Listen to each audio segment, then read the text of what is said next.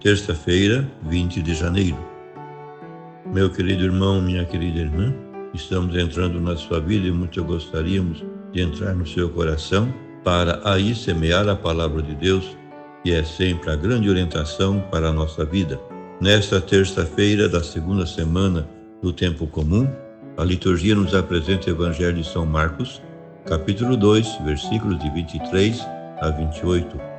Jesus estava passando por uns campos de trigo em dia de sábado. Seus discípulos começaram a arrancar espigas enquanto caminhavam. Então os fariseus disseram a Jesus: Olha, por que eles fazem em dia de sábado o que não é permitido?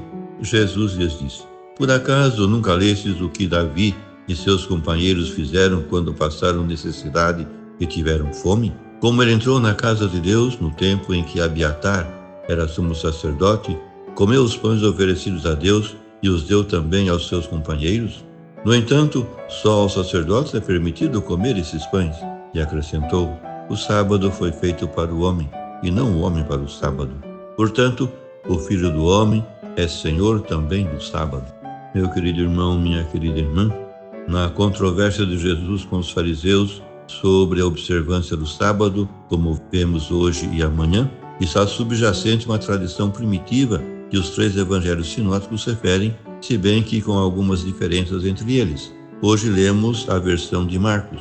Os fariseus surpreendem os discípulos de Jesus colhendo espigas ao sábado, quando passavam por um terreno semeado. A razão é que tinham fome, diz Mateus na passagem paralela.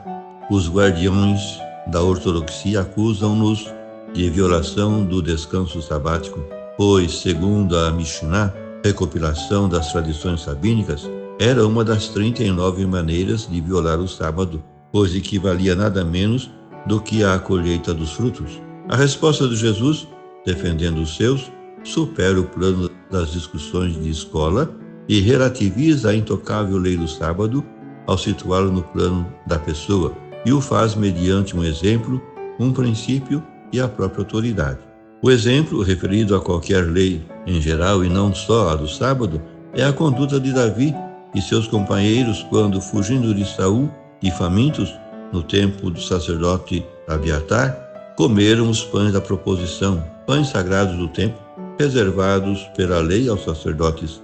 Na redação de Mateus, Jesus acrescenta um exemplo mais próximo.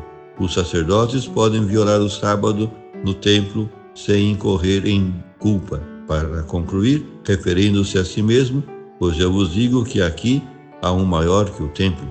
O princípio: o sábado foi feito para o homem e não o homem para o sábado, diz Jesus.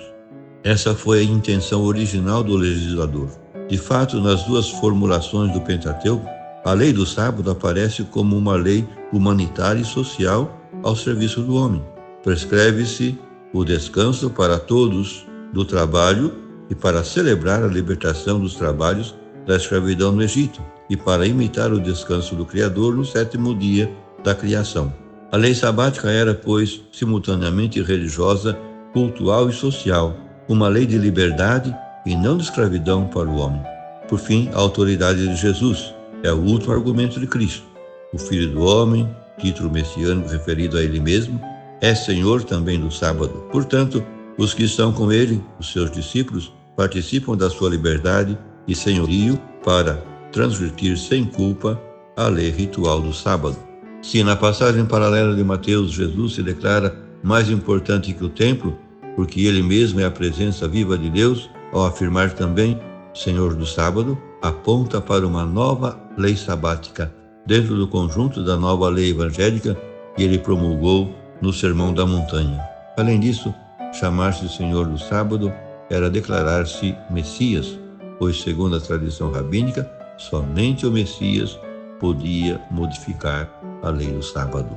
Por fim, rezemos. Bendito sejas, Pai, porque Cristo nos libertou da escravidão da lei para viver na liberdade dos filhos de Deus, que se deixam guiar pelo Teu Espírito. Jesus ensinou-nos que Tu amas o homem por si mesmo. Todo o Teu favor, a Tua graça e a Tua verdade nos vem por Ele, que nos constituiu em povo para a Tua glória e serviço.